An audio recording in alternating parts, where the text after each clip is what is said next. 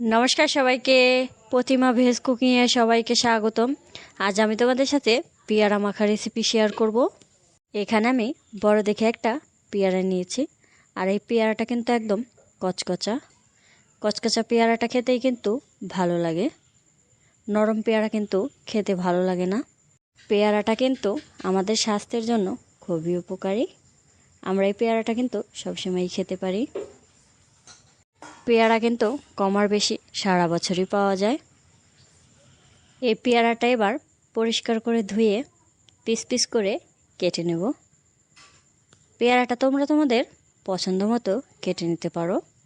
এখানে আমি দোকানের যে আঙ্কেলরা পেয়ারা মাখা করে দেয়, আমি আজকে সেই রকম করেই পেয়ারা মাখাটা করব। এখানে আমি ছোট্ট একটা কৌটা নিয়েছি, সেই কৌটায় পেয়ারাগুলো দিয়ে দিলাম। তারপর দিয়ে দিলাম কাঁচামরিচ, আর দিয়ে দিলাম লবণ, এবার দিয়ে দিলাম বিট লবণ, সর্বশেষে দিয়ে দেব কাসুন্দি। এটা কিন্তু বাসায় বানানো কাসুন্দি।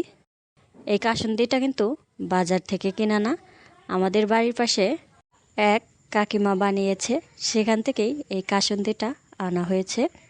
এবার কৌটার মুখটা লাগিয়ে ভালো করে ঝাঁকিয়ে নিতে হবে। ভালো করে ঝাঁকিয়ে নিয়েছি, এবার মুখটা খুলে নেব। কৌটার মুখটা খুলে নেওয়া হয়ে গেছে, আর দেখো কতটা সুন্দর লাগছে। এবার এই পেয়ারা মাখাগুলো একটা পিরিচে নামিয়ে নেব। এখানে আমি ছোট সাইজের একটা পিরিচ নিয়েছি। পেয়ারাগুলো দেখেই জিভে জল চলে আসছে, একদম কিন্তু দোকানের মতোই হয়েছে, খেতেও খুবই দারুণ।